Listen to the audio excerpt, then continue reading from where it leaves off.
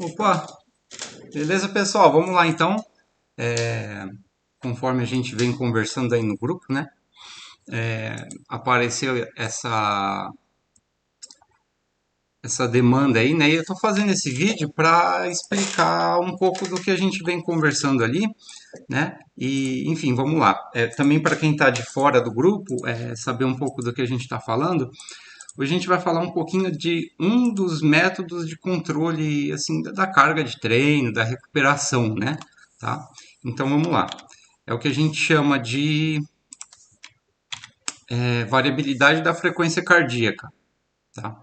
Eu vou explicar isso, né? Hoje, então, o tema vai ser para falar dessa variabilidade da frequência cardíaca, tá? E aí, resumindo, né? A gente vai sempre tratar isso como VFC, tá? VFC, então, vai ser o tema aí de hoje, que é variabilidade da frequência cardíaca, tá? Mas antes vamos passar um pouquinho de contexto, tá? Então, primeiro, é, só passando aqui, só para explicar como é que a gente vai desenrolar hoje. Então, primeiro vamos falar de carga, recuperação, adaptações fisiológicas, tá? O monitoramento, né? E aí sim a gente vai falar da VFC, mas eu vou tentar passar bem rapidamente. Então, nessa parte de carga, tá? Então, como eu já falei um pouco disso no vídeo anterior, né? Desse gráfico aqui, né? Basicamente cada setinha amarela dessas aqui, ó, que eu estou desenhando, que aponta para essa barrinha, cada barrinha dessas é um treino. Cada treino gera uma carga, tá? Uma carga de treino, tá? Medida aí com medidor de potência ou com frequência cardíaca, né? Enfim, tem métodos também que utilizam percepção de esforço para dar essa nota de carga, né? Tá? Então, cada treino é uma carga e a carga de treino ela vai gerar fadiga, que é essa linha vermelha aqui, ó, né? Tem um treino, aumenta a fadiga, depois do treino, na recuperação, a fadiga diminui, mais um treino ela aumenta, enfim, bom, vamos lá, não perder tempo nos detalhes não. Aumenta a carga, recupera, aumenta a carga de novo, aí a fadiga aumenta, recupera, enfim, e a gente vai numa dinâmica assim, né, tá? Então a gente precisa saber qual que é a carga do treino, né, e saber que essa carga gera uma fadiga, que é essa linha vermelha, e que se a gente não treina, a gente recupera, tá? Isso vai já adiantar bem o próximo slide, tá? Que é o da recuperação. E aí, né, só para pontuar bem, quando a gente não treina, acabei de falar, quando a gente não treina, a gente recupera, certo? Isso é importante. Porque se a fadiga fosse aumentar de maneira infinita, tem uma hora que a gente não aguenta mais treinar, ou que seja treinar com qualidade, né? No mínimo, né? Que a gente precisa ter, enfim. Então, cada setinha dessas vermelhas é um, vamos dizer aqui, ó, um buraco onde a gente recupera. Não tem treino, recupera. Não tem treino, recupera. Tá? E a gente precisa né, a gente precisa ter tanto o jeito, a maneira de medir a carga, como de medir essa recuperação também. Tá? É por isso que a gente está falando disso hoje. Vamos com mais detalhes mais para frente. Tá? Aí é o seguinte, adaptações, né, do treino. Tá? E aí, passando aqui só para dar um pouquinho de contexto, né, algumas adaptações cardiovasculares, né, a gente com o treinamento de endurance, a gente melhora algumas funções aí do sistema cardiovascular, aumenta o débito cardíaco, que é quanto sangue a gente consegue distribuir para o corpo por minuto, aumenta o volume sistólico, que tem mais a ver com o coração, volume sanguíneo também aumenta, né, a quantidade de sangue circulando não, a quantidade de sangue dentro do corpo, bom, aumenta a VO2 max, né, que é um dos indicadores de desempenho, por conta de melhoras para não ficar complicado, né? Várias melhoras que acontecem dentro do corpo vão fazer com que isso aqui aconteça. Aumenta a capilaridade também, que é a quantidade de vasos sanguíneos que vão para os músculos, né? Aumenta bastante a atividade enzimática, né? Um exemplo, mais mitocôndrios, elas ficam mais eficientes, isso que a gente ouve direto, né? Tá? Mas é só para dar algum contexto.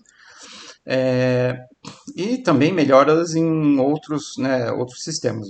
A gente melhora a parte muscular, melhora a parte hormonal, né, que é o sistema endócrino.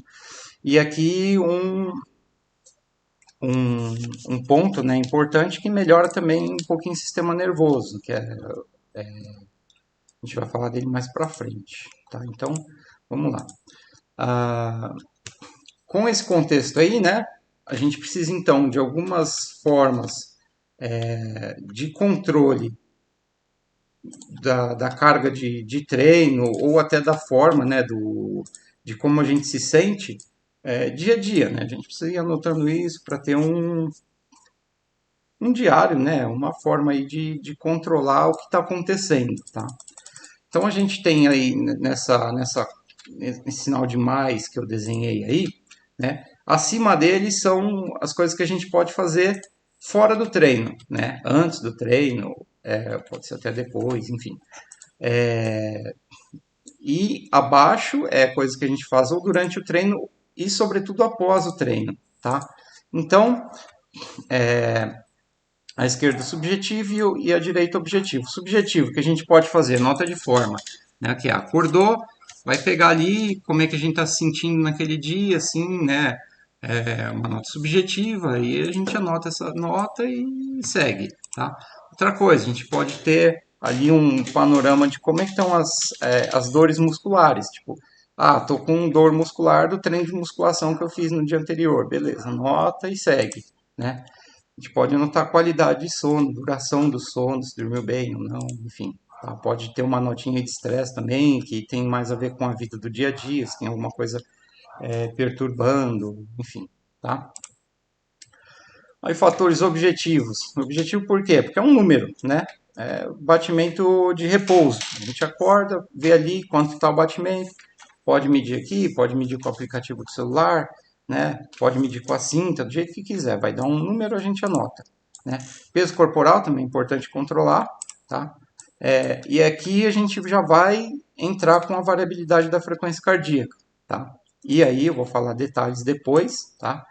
E aí só uma coisa que acontece é que se a gente usa a variabilidade da frequência cardíaca, a gente não precisa usar o batimento de repouso, tá? Não é o mesmo tom, mas deu para entender, né? Usou variabilidade aqui, não precisa tirar o batimento de repouso, porque quando a gente vier para essa parte aqui, ó, na prática, né, ó, quando a gente estiver aqui, opa, que besteira, aqui na tela errada. Quando a gente estiver aqui, ó, na prática, aí vocês vão entender, tá? O aplicativo em si, basicamente, ele já dá o valor de batimento de repouso e ele se torna muito mais simples do que a variabilidade da frequência cardíaca completa. Enfim, vamos lá. Fatores subjetivos. Após o treino, a gente dá uma nota de dificuldade, né, de 0 a 10, 0 a 20, dependendo do método, enfim. Né, anota lá. Dores musculares pós-treino também, né? Tem treino que machuca um pouco a musculatura e a gente precisa anotar isso aí, né? Para ter uma noção de se o treino foi forte ou não. Peso corporal pós-treino também é importante, tá? E VFC, a gente vai falar com detalhes depois, pode ser usado também pós-treino, né? Para ter alguns valores aí mais objetivos, tá? E o valor de carga de treino, que é aquele lá do primeiro slide, aquela barrinha que eu enchi de setinhas, né? Carga de treino, medida tanto pela potência como pela frequência cardíaca, enfim. E aí vamos lá, já passando aqui então, né, eu consegui fazer até que meio rápido, já vamos falar da variabilidade da frequência cardíaca em si, tá? Então o que que é? Tá? Então agora a gente vai andar um pouquinho mais devagar, porque é coisa que é nova, né? Então, a variabilidade da frequência cardíaca é o seguinte, a gente tem aqui nessa imagem, né, um, um exame de eletrocardiograma, tá? E aí é só para vocês terem uma ideia de onde a gente tira isso, tá? E aí, resumindo aqui, uma imagem um pouquinho mais limpa, né? deixa eu até tirar essa linha, né? A gente tem aqui um sinal de eletrocardiograma bem limpinho, desenhado na mão, né? Porque está perfeitinho, nunca é assim. Enfim, e o sinal, né? Como é que é? A gente tem as ondas. E aí isso aqui é assim, né? Não tem muita necessidade de saber, mas eu preciso explicar para vocês saberem por que que a gente fala RR, tá? E nos aplicativos, quando a gente mostra análise, tudo vai estar tudo escrito RR. O RR é o seguinte: a onda do batimento, né? Ela tem algumas fases: a onda P, a onda Q, a onda R, a onda S e T, enfim, vai, né? Para a gente é importante a R, tá? Porque assim, os dispositivos que a gente tem para monitorar vão monitorar essa R, porque é o sinal mais forte, é o sinal elétrico mais forte, né? E aí, isso é medido em milissegundos, tá? Beleza. Então, isso aqui é um batimento cardíaco, tá? Né? A diferença de um para o outro, ela é medida aqui, ó, em milissegundos, né? Então, de um R até o outro, x milissegundos, até o próximo, x milissegundos. Então, levo a acreditar que aí quem tem, por exemplo, 60 batimentos, né, por minuto, um minuto tem 60 milissegundos, tá? Então, dividindo aí 60 por 60 mil por 60 mil milissegundos. 1000 milissegundos é um segundo entre cada batimento, para quem tem 60 batimentos. Então, levo a acreditar que é assim, né? Se você está com 60 batimentos, é 1000 milissegundos entre cada batimento, tá? Errado. Na prática, e é aí que a variabilidade da frequência cardíaca entra, funciona assim, ó. Entre um intervalo R e o outro, a gente tem uma diferença pequenininha de milissegundos, né? Então, para os mesmos 60 batimentos, na prática, na verdade, funciona assim. Um vai ser, por exemplo, 988, outro 995, outro 1015, né? E é isso que é a variabilidade da frequência cardíaca. Porque, concordem comigo aí, ó, aqui não existe variabilidade.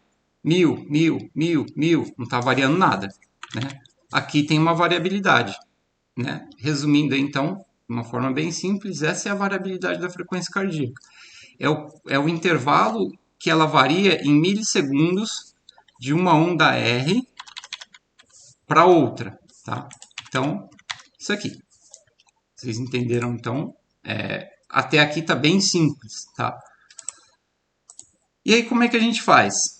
Né? Legal, não tá ficando muito longo, então eu vou conseguir mostrar o vídeo aqui, né? Não tá ficando muito longo, eu vou conseguir mostrar alguns sites para vocês, tá? E aí eu vou falar um pouquinho de contexto também, tá? A variabilidade da frequência cardíaca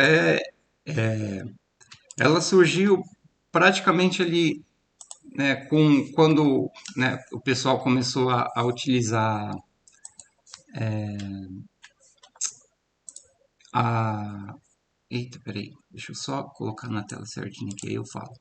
Feito. Então tá. O pessoal começou a utilizar bastante ali, né? Descobrir eletrocardiograma ano passado e tal. E aí, com os avanços dos métodos ali de cálculo computacional e tal, a partir de 1960 já começou a se usar para identificar, para usar mais no setor da saúde, né? Para saber se uma pessoa ela tem mais predisposição a ter um mal súbito, um infarto, alguma coisa relacionada à doença, né?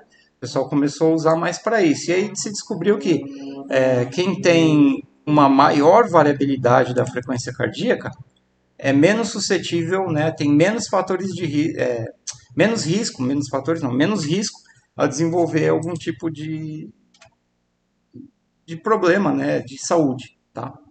Resumindo de uma forma bem simples aí.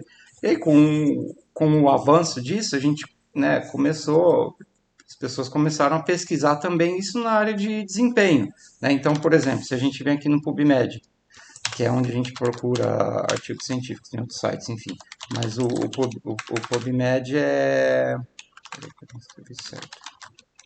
Né, é a referência aí para a gente fazer buscas. Não quero singular. Oxe, me dá só um... Me dá a lista, não quero só um artigo, não. Peraí. Uma coisa que eu estou escrevendo errado.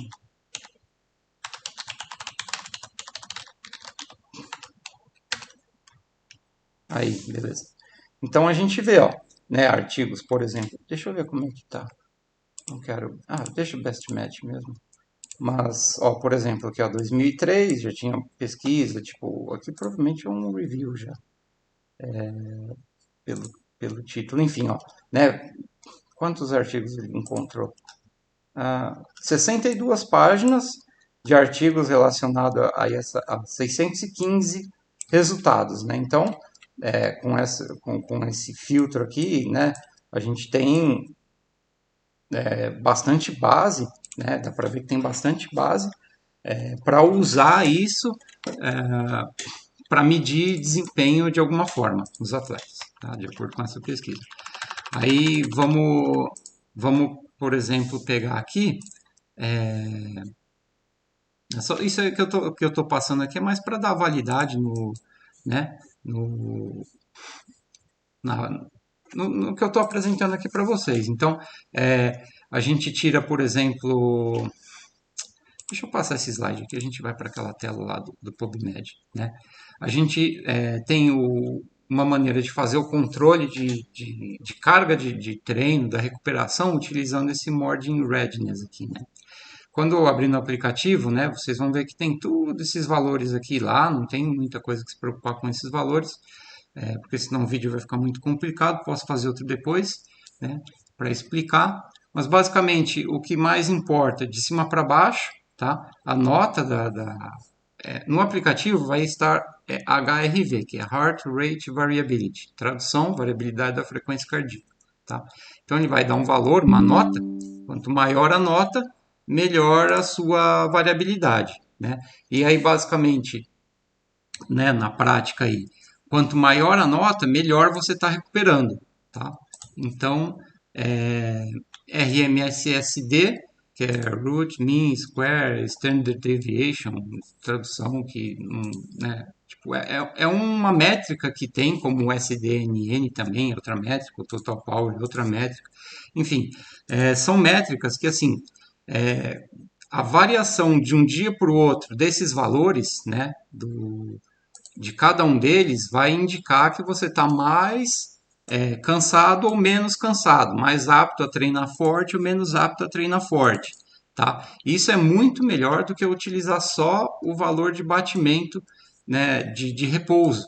Porque algumas vezes, né, o batimento de repouso ele vai ser idêntico de um dia para o outro. Né?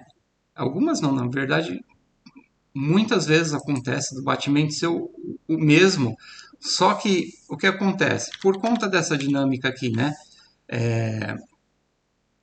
da variabilidade da frequência cardíaca, a gente acessa via essa análise aqui, né, e os algoritmos que calculam todas essas métricas, a gente consegue acessar o sistema nervoso. E aí por isso que eu coloquei até sistema nervoso lá em cima, né, num dos slides.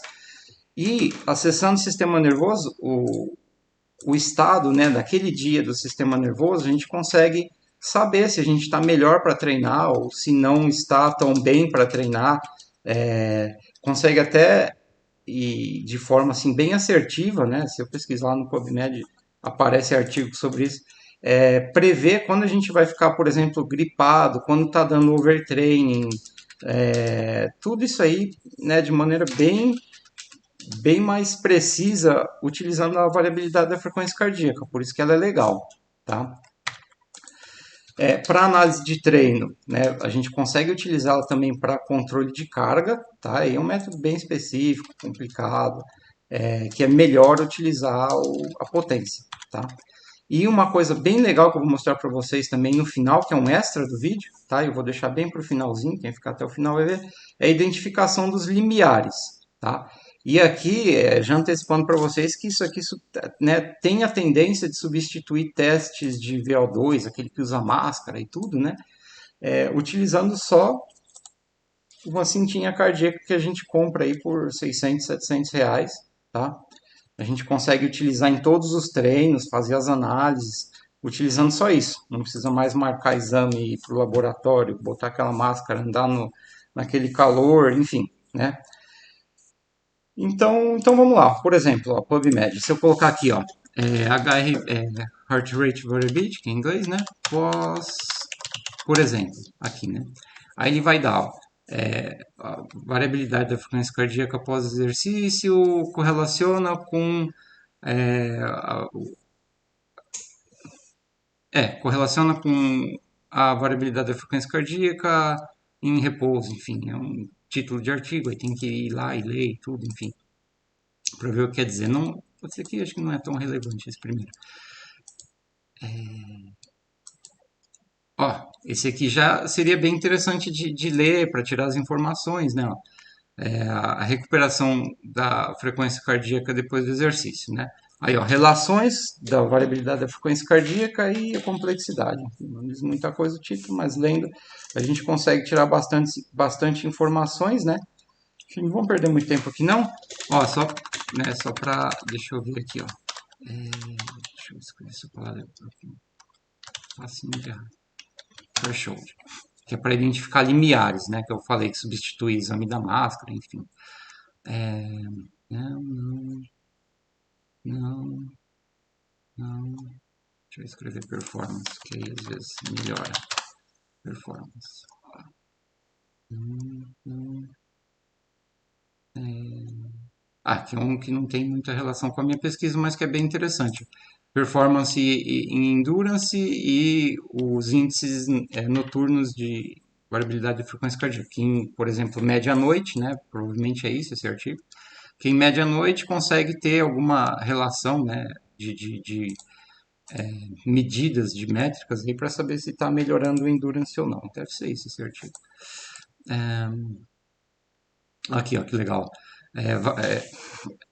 Confiabilidade da variabilidade da frequência cardíaca, né, do limiar da variabilidade da frequência cardíaca, que é uma métrica específica, isso aqui, ó, né, Heart Rate Variability Threshold, é, é o limiar da variabilidade da frequência cardíaca. Vou mostrar isso num programa daqui a pouquinho para vocês, né? Então, em um teste, né, isso aqui, né, imaginando o que aconteceu aqui, né, eles fizeram um teste numa esteira, né, testes em esteira, e tentaram ver se a gente consegue ter um limiar, como se fosse o limiar ventilatório, que é aquele que a gente mede na máscara, né, utilizando só a variabilidade da frequência cardíaca. Uma última pesquisinha aqui, ó. Vamos lá. Aí para saber se provavelmente tem, ó, variabilidade da frequência cardíaca para medir os limiares ventilatórios em ski mountain, eu não sei que atividade que é essa, se é cross country, se é esqui de downhill, enfim, vamos lá.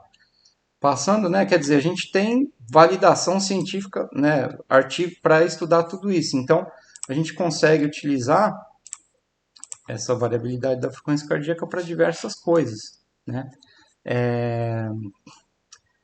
E aí vamos lá. Deixa eu na prática aqui, como é que a gente faz? Primeira coisa que a gente precisa, né, é ter um jeito de medir a variabilidade da frequência cardíaca. Uma das maneiras é utilizando uma cintinha aí tem que ser uma cinta específica, tá? Não é qualquer uma. Aí a gente pega nessa cinta específica, por exemplo, deixa eu jogar só para a esquerda dessa tela. A gente pode pegar. Deixa eu jogar inteiro, peraí. Deixa eu ver se você não vai começar a jogar um monte de informação na tela. A gente pega um dos aplicativos que eu mais gosto, que é o Elite HRV, né? Aí se a gente for aqui, por exemplo, ó, Compatible Devices, né, que são os dispositivos compatíveis, aí ele sugere aqui, ó, duas melhores, né? Aí tem a Polar H10, que no caso é essa aqui, que eu tô na mão, né? Tem essa aqui que ela é bem mais completa, porque é uma que fica é uma pulseira, né? E ela vai medindo durante o dia, durante a atividade, enfim. Só que é difícil de achar. Aqui no Brasil acho que nem tem. Eu fui viajar para o Canadá, tentei comprar lá, acho que só tinha nos Estados Unidos também, e aí não ia dar tempo de chegar, enfim. Aqui ele tem outras, né? Ó, outros compatíveis, Polar H7, Polar H9, enfim. Entre no site aí vocês vão ver, né? E aí tem os não confirmados, tá? Pode ser que funcione, pode ser que não funcione, tá? Aí lendo nessa página aqui, tá? E é o aplicativo que eu vou mostrar para vocês no celular, como é que funciona, tá? Na prática, assim, como é que a gente mede isso, né? Tá? E aí vamos lá então, como é que a gente mede? Primeiro, só pôr a cinta, né? Deixa eu pôr aqui. E aí, lembrando, né, enquanto eu estou colocando aqui, que isso aqui tem que ser feito de manhã, né? Acordou, melhor posição é sentado, com as costas apoiadas em algum lugar, um lugar confortável, tá? Antes de comer, antes de tomar água, antes de tomar café, né? Pode ir no banheiro antes, não tem problema. Você não pode comer, porque estimula o sistema nervoso e aí a medida já vai estar diferente. Pôs a cinta, né? Um pouquinho de água aqui, tem que molhar, tem que estar molhado para ela passar as leituras, né? Aí a gente vai simples, né? De manhãzinha já só fazer isso. Vamos lá, ó, no aplicativo, Elite HRV, né? Ele vai abrir aqui, aí você vem no mais, aí tem aqui, ó, Morning HRV Reading, tem outras opções, posso explicar isso depois, mas agora não, senão vai ficar muito longo. Aí tem ele descrito a posição, o tempo, isso aqui é tudo configurável, tá? Aí, ó, Take Morning Rest, tá? Ele vai conectar, conectou, vai começar a ler, né? Aí vai sentar, quietinho, ficar ali uns 30 segundos, até ver que a frequência que ela estabiliza lá embaixo, talvez, ixi, a porta ali vai bater. Não bateu, deve ter um fio ali do ventilador. Estabiliza um pouco, aí você vem aqui, ó, Start Reading, espera acabar. Ele quer que ative a localização. Ativei a localização, tá bom. Não sei para quê. Enfim, ele está lendo lá. Quando ele acabar esse tempo aqui, ó, 5 minutos e 40 e poucos, né? Aí ele vai fazer os cálculos automáticos, tá? E vai dar um monte de valor. Deixa eu parar aqui. Cancela. E aí, aqui na tela, a gente tem aquela nota, né? Eu fiquei alguns dias sem medir, medi alguns dias, depois parei. Deixa eu ver se eu consigo buscar um período que eu medi bastante, mas, ixi, não tem fácil aqui. Ele até tem, mas ele é lento. Ó, tá vendo as notas da variabilidade, né? Aí tem as variações de alguns dias, né? Aí começa a aparecer aqueles números, aqueles nomes lá que eu falei para vocês. Tá vendo aqui?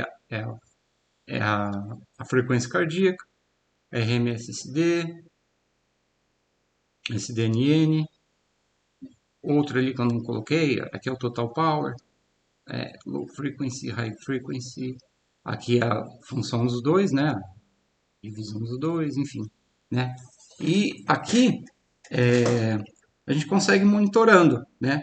Inclusive quem começar a fazer esse monitoramento, toda vez que fizer a medida, pode pegar e tirar um print. Oi, Toninho, até desculpa, eu vou pegar o print que você mandou hoje, né?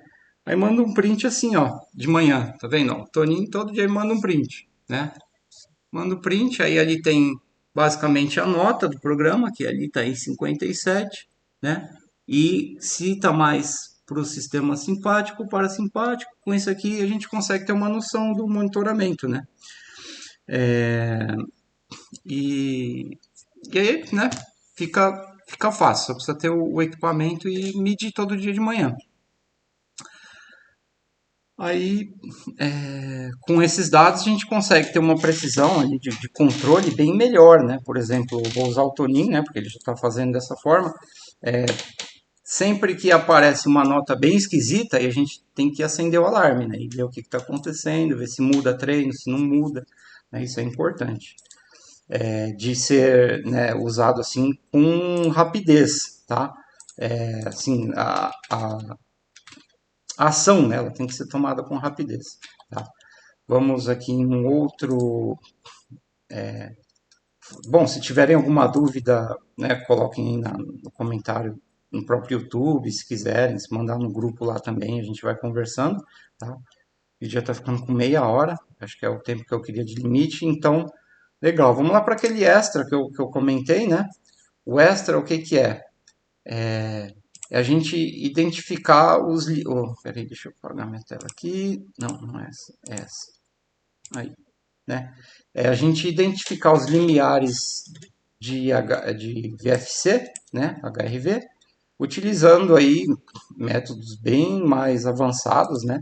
E aí eu uso esse aplicativo aqui, Cubios. Inclusive, esse aplicativo existe para o celular também, tá? Pode ser, tem diversos aplicativos que fazem essas medidas de matinais aí de VFC, tá? O Cubios é um deles. Mas eu prefiro o Elite HRV, eu acho que ele é melhor, tá? Mas esse aqui, ó, o que ele tem de legal? Ele tem o aplicativo mais para... Deixa eu abrir ele aqui. Ele tem para computador, tá? E aí é nesse para computador que a gente consegue ter algumas informações aí mais complexas e controlar mais as variáveis. Inclusive, cadê ele abrindo? Espera aí que ele só tem que abrir aqui. Deixa eu ver onde que ele está. Sumiu. Oxe. Ah, aqui abriu. Beleza. Abriu, né? É esse. É esse carinha aqui, ó. Vamos abrir um arquivo aqui de um teste progressivo de esforço, né? E aí é assim, né? Aqui a gente tem em frequência cardíaca, aqui em RR, enfim, vamos lá. Potência baixa, vai aumentando potência a cada 2 minutos, né? Aí chega lá no limite, né? E o que a gente consegue? Deixa eu fazer algumas configurações básicas aqui, ó, para deixar bem limpinho, né? A gente consegue pegar aqui, por exemplo, ó, eu vou pegar aqui o esforço, aqui, fazer uma seleção de 2 minutos, aleatória. Seleção de 2 minutos, adiciona, pega lá por final não, mas parece que foi, peraí, parece que foi aqui, ó, a ruptura, 2 minutos, tá?